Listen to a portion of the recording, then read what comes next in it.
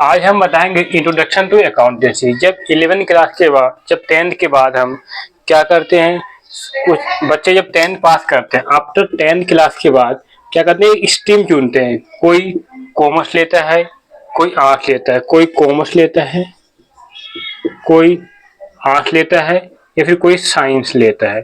तो हम बात करते हैं कि जब कॉमर्स स्ट्रीम चूज करते हैं आफ्टर 10th के बाद, तो ऐसा क्यों कॉमर्स क्यों लिया जाता है, क्या रीजन है कि कॉमर्स, साइंस और आर्ट्स ये तीन स्ट्रीम होते हैं जो आफ्टर 10th के बाद स्टूडेंट एडमिशन लेते हैं।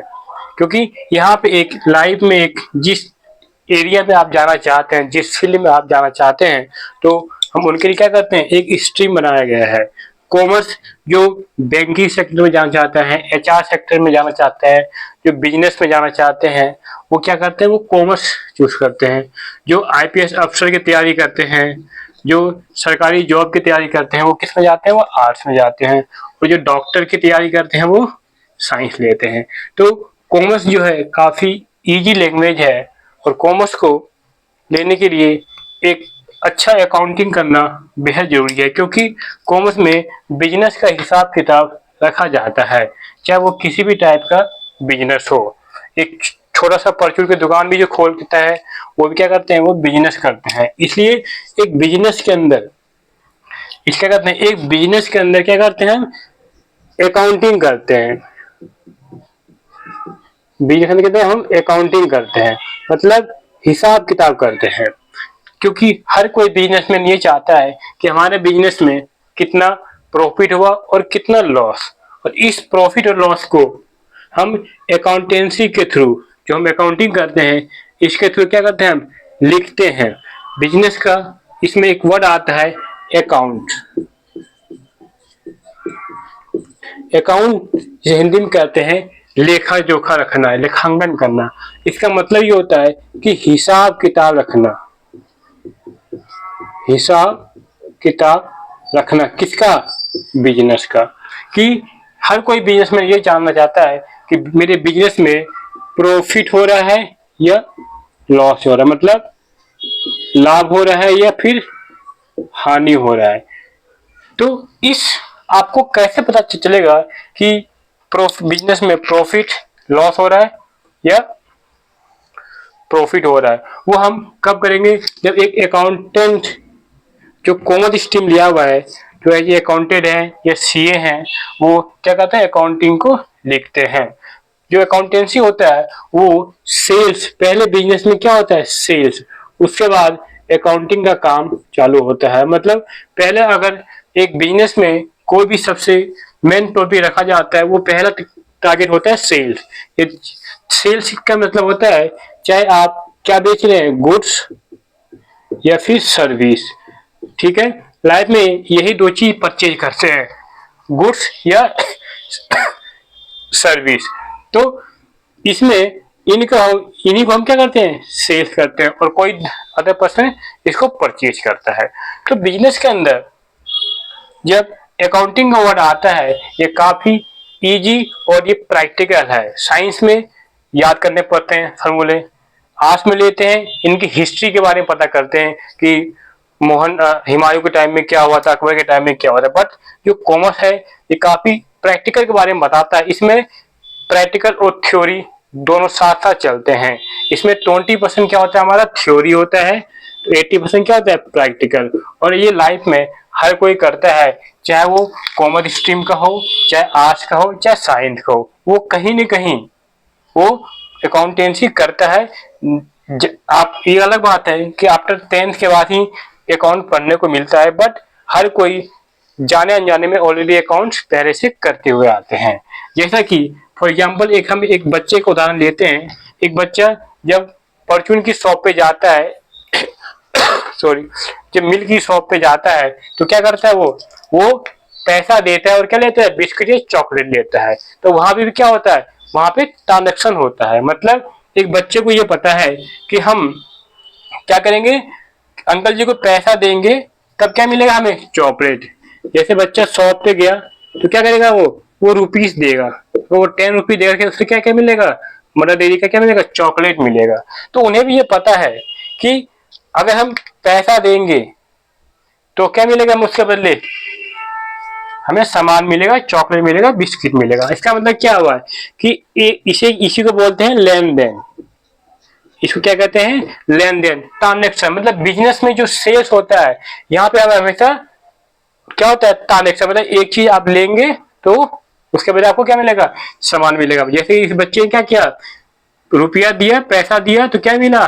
चॉकलेट, सामान। मतलब एक चीज गया तो एक चीज आया भी। इसी को क्या कहते हैं? ट्रांजेक्शन। और हिंदी में क्या बोलते हैं? लेन और देन। ये जो लेन और देन है, इसी को अकाउंट में क्या क्या कहा जाता है? इसको डेबिट और मतलब डीआर और सीआर के रूप में राइटिंग किया जाता है। जैसे मैथ में हम क्या लिखते हैं? प्लस और माइनस।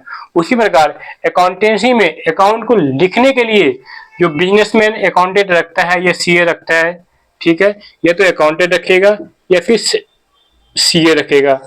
तो इनको 21 रूप में लिखते हैं, वो डेबिट और क्रेडिट के रूप में अकाउंट को लिखा जाता है। ठीक है, तो ये कोई भी बिजनेसमैन हो, अपना हर कोई जानना चाहता है कि हमारे बिजनेस में क्या हुआ, प्रॉफिट हुआ या लॉस हुआ। और हमेशा इसमें क्या होता है? Dual entry system. मतलब एक चीज डेबिट होगा, दूसरा क्रेडिट। तो इसलिए अकाउंटेंसी क्या है? प्रैक्टिकल है। कभी भी इसको याद करने की जरूरत नहीं है, बल्कि कॉन्सेप्ट को समझने की रिक्वायरमेंट है। जैसे कि अगर हम फॉर एग्जांपल हम देखें कि कोई कार या बाइक सीखता है, तो वो क्या करता है? ये नहीं किताब पढ़ के जाता है। अगर उनको हम डायरेक्ट बाइक पे बैठा दें और थोड़ी सी गाइड कर दें, तो वो उसके बारे में क्या करता है? थोड़ी बहुत नॉलेज हासिल कर लेता है। लेकिन किताब पढ़ के जाएगा तो नहीं हो पाएगा। ठीक उसी प्रकार अकाउंटेंसी जो है वो क्या है? प्रैक्टिकल है। इसमें याद करने की कभी भी कोई जरूरत नहीं है, यदि आपको कॉन्सेप्ट क्लियर है तो। इसमें दो चीज होगा, एक आएगा तो दूसरा जाएगा, जिसे हम कहते हैं लेन और देन। इसी को क्या करते हैं? हम डाइवोर्स कर देते हैं। मतलब कि हम इन दोनों को अलग कर देते हैं। एक चीज आएगा तो डेबिट, दूसरा जाएगा तो क्रेडिट। अब डिपेंड ये करता है कि कौन सा साइड डेबिट होगा और कौन सा साइड क्रेडिट होगा। मतलब कैसे पता चलेगा कि कौन सा डेबिट होगा और कौन सा क्रेडिट होगा? इसका मतलब इसमें कुछ थोड़ी सी ट्रिक लगाने की होता है, जो कि ये बताएगा, क्योंकि जो चीज डेबिट होगा वो क्रेडिट तो डिपेंड करता है कि इसमें मनी का होना जरूरी है। अकाउंटेंसी में यदि रुपये का यूज नहीं हो रहा, मनी का यूज नहीं हो रहा, यदि आप इंडिया में है तो रुपीज का यूज करते हैं, अमेरिका में है तो यूएस डॉलर, जापान में है तो अदर कंट्री का, पाकिस्तान में है तो वहां की करेंसी का यूज कर, मतलब जो भी चीज करेगा उसे रुपीस में लिखा जाएगा, मतलब मनी की टर्म में लिखा जाएगा।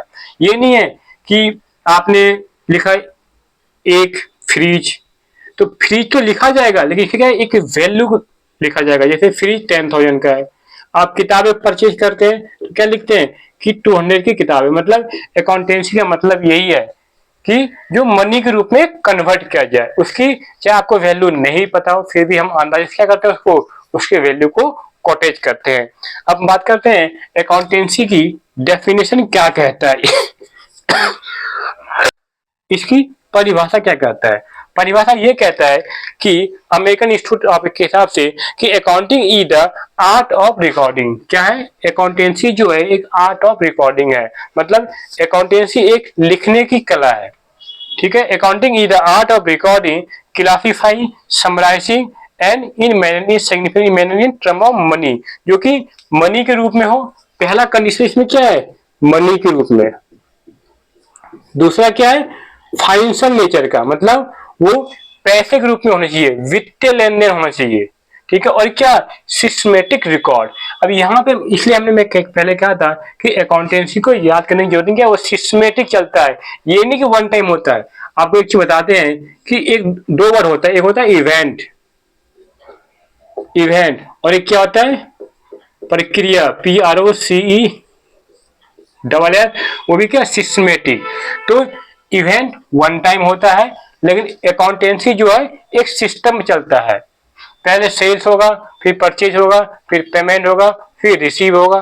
ठीक है, जैसे कि घर पे अगर मैं होम मेकर की बात करूं, घर पे रोटी पकाया जाता है तो उसका भी क्या एक सिस्टमेटिक प्रोसीजर चलता है। जैसे पहले आटा गूंदेगा, फिर उसको बेला जाएगा, फिर तवे पे रखा जाएगा, तो क्या वो एक सिस्टमेटिक है। ठीक उसी प्रकार अकाउंटिंग अकाउंटेंट नहीं क्या एक इवेंट नहीं बल्कि क्या एक सिस्टमेटिक रिकॉर्ड है। वो भी कौन सा रिकॉर्ड, जो बिजनेस में फाइनेंशियल नेचर का हो, जैसे like sale, purchase, payment, receive, और वो मनी के रूप में होना चाहिए। जहां पे मनी इन्वॉल्व नहीं है वहां पे अकाउंटेंसी क्या है, उसकी वैल्यू जीरो है।